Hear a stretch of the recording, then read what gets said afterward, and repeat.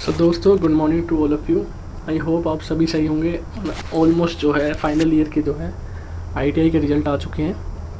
अब सेप्टेम्बर 10 की जो पार्ट 1 वीडियो में लेकर आया था आपको सीआरओ के ऊपर, अब सीआरओ की पार्ट 2 की वीडियो जो है आ चुकी है, जिसमें हम कुछ मोस्ट और इम्पोर्टेंट क्वेश्चंस को जो है डिस्कस करेंगे। अगर आपको मेरी वीडियोस अच्छी लगती है तो प्लीज़ ज़्यादा से ज़्यादा शेयर करें। इस क्रैक कोर्स के अंदर हम इलेक्ट्रॉनिक्स और इलेक्ट्रिकल के सभी चैप्टर्स को स्टेप बाय स्टेप रिवाइज करेंगे और मोस्ट इम्पोर्टेंट जो है क्वेश्चंस को हम डिस्कस करेंगे। आज हम बात करते हैं सीआरओ के फर्स्ट इम्पोर्टेंट क्वेश्चन की, कि सीआरओ जो है वो किस प्रकार का डिवाइस है।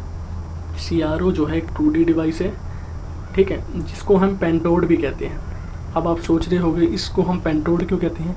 सीआरओ को हम पेंटोड इसलिए कहते हैं क्योंकि इसके अंदर 5 जो है ग्रिड यूज़ होती है। 5 पहले यूज़ होता है कैथोड, ठीक है ना, जिससे इनडायरेक्ट हीट जो है जनरेट होती है और इलेक्ट्रॉन जो है इमिट होते हैं हीटिंग फिलामेंट पे सप्लाई देने पर 6.6 volt and 600 milliampere. Cathode जो है इनडायरेक्ट हीट पर जो है इसके अंदर एक हीटिंग एलिमेंट लगा होता है जो नाइक्रोम का बना होता है, इससे क्या कहते हैं इलेक्ट्रॉन प्रोड्यूस होते हैं। तो पहली ग्रिड कैथोड है, ठीक है, फिर कंट्रोल ग्रिड है, फिर आपकी फोकसिंग एनोड है, फिर pre and post acceleration anode है, फिर दो लास्ट में जो 2 प्लेटें होती है जो स्प्रेड करती है इलेक्ट्रॉन्स को, जो स्क्रीन तक स्प्रेड करती है, वो होती है deflection plate, horizontal and vertical deflection प्लेटें। तो ये इसीलिए हम इसको जो है पेंटोड बोलते हैं सीआरओ को।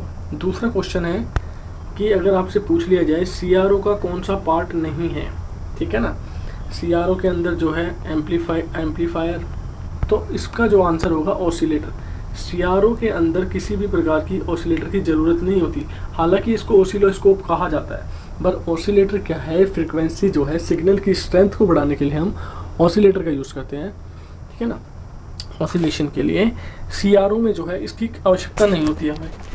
तो अब हम बात करते हैं सीआरओ के अंदर जो इनपुट सिग्नल्स होते हैं उसको हम किस प्रकार सिंक करते हैं, सिंक्रोनाइज किस प्रकार करते हैं। अब जैसे सिंक का मतलब हम समझें कि मान लीजिए इस इनपुट फर्स्ट से और इस इनपुट सेकंड के बीच में कुछ ऐसा कोरिलेशन होता है जिससे क्या कहते हैं, जो हमारे इनपुट और आउटपुट सिग्नल के बीच में एक स्टेबिलिटी बनी रहती है, तो इसको हम सिंक्रोनाइजेशन कहते हैं।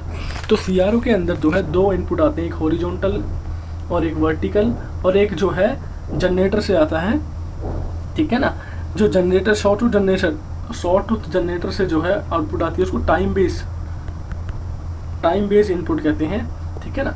अब इस टाइम बेस इनपुट और हॉरिजॉन्टल और वर्टिकल इनपुट के बीच में स्टेबिलिटी के लिए हम ट्रिगरिंग यूज़ करते हैं। अगर जो है इसके बीच में, इन दोनों इनपुटों के बीच में जो अगर स्टेबिलिटी नहीं होगी तो सीआरओ जो है अच्छी तरह काम नहीं कर पाएगा। नेक्स्ट क्वेश्चन हम डिस्कस करते हैं, सीआरओ के अंदर जो है हीट जो जनरेट होती है वो डायरेक्टली होती है, इनडायरेक्टली होती है, किस प्रकार होती है। तो सीआरओ के अंदर जो है इनडायरेक्टली जो है हीट प्रोड्यूस होती है। अब इनडायरेक्टली हीट कैसे प्रोड्यूस होती है, कैथोड जो है, कैथोड जिसके ऊपर बेरियम ऑक्साइड सिंटैक्सिक ऑक्साइड की जो है कोटिंग की जाती है, उसके बाद जो है एक हीटिंग एलिमेंट लगा होता है जिसको हम सप्लाई देते हैं। इसको सप्लाई देने से जो है इनडायरेक्टली ये गर्म होता है, इसको सप्लाई देने से हीटिंग एलिमेंट को कैथोड गर्म होता है, यहाँ से जो है इलेक्ट्रॉन इमिट होने स्टार्ट कर, इसीलिए इसको कहते हैं हम इनडायरेक्टली हीट जो हम देते हैं कैथोड के थ्रू। अब हम बात करते हैं कि ये जो है सीआरओ जो है थर्मोनिक इमिशन के प्रिंसिपल पे काम करता है। जैसे कि आपको पता है इलेक्ट्रॉन्स को एक बिल्कुल माइनर होल में से गुजारा जाता है, जो कि आपकी रेज होती है अल्ट्रा वायलेट रेज, जो कि विजिबल नहीं है।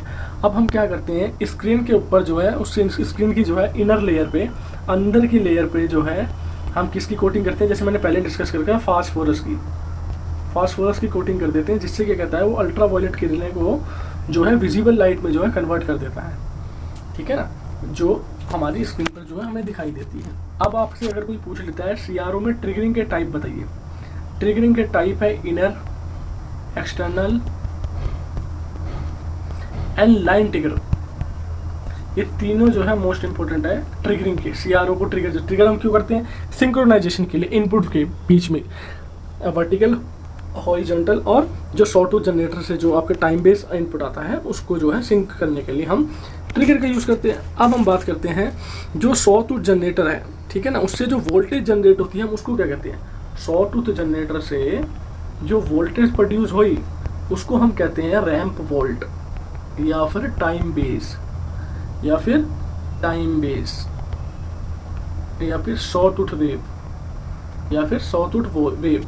अब हम बात करते हैं मोस्ट इंपोर्टेंट क्वेश्चन की, जो कि है कैथोड को हम बैरियम ऑक्साइड और सिंट्रिंसिक ऑक्साइड, बैरियम ऑक्साइड और सिंट्रिंसिक ऑक्साइड से जो है कोट क्यों करते हैं। कोट हम इसलिए करते हैं क्योंकि वो जो है नॉर्मल टेम्परेचर पे भी ज़्यादा से ज़्यादा इलेक्ट्रॉन को प्रोड्यूस कर सके, इसलिए हम कैथोड को बैरियम ऑक्साइड और सिंट्रिंसिक ऑक्साइड की कोटिंग देते हैं। ठीक है ना। अब क्वेश्चन आ जाता है, जो इसके अंदर जो है हमने हीट देने के बाद जो इलेक्ट्रॉन फ्लो हो रहे हैं, इसकी स्पीड को जो है CRO के अंदर इसको कुछ कहा जाता है, उसको हम कहते हैं स्वीप। अब आपसे पूछ लेगा कि स्वीप क्या है CRO के अंदर, तो स्वीप जो है, sweep is a speed of electron, speed of electron, speed of electron है जो CRT पे जाकर जो है टकराते हैं, इसको हम स्वीप कहते हैं। और अगर आपसे कोई पूछ लेता है कि जो टाइम की जो इसमें मेजरमेंट होती है CRO के अंदर, किस प्रकार कर सकते हैं, इसके अंदर हम माइक्रोमीटर, नैनोमीटर, पिकोमीटर, सभी जो है टाइम को हम CRO के अंदर मेजर कर सकते हैं। तो ये हमारी जो है पार्ट 2 की वीडियो रही, इसके अंदर हमने मोस्ट इंपोर्टेंट क्वेश्चन डिस्कस करे CRO के। अब हम जो है नेक्स्ट वीडियो जो है नेक्स्ट टॉपिक के ऊपर लाएंगे, इससे बाहर कोई भी CRO का क्वेश्चन आपको नहीं देखने को मिलेगा। ये क्वेश्चन जो है इसरो, DRDO, ALP टेक्नीशियन में पूछे गए मोस्ट इंपोर्टेंट क्वेश्चन से, जो CRO पे मैंने आज आपसे डिस्कस करें। अगर आपको मेरी वीडियो अच्छी लगी हो, प्लीज़ अपने दोस्तों के साथ शेयर करें। Thanks for watching my channel and do subscribe.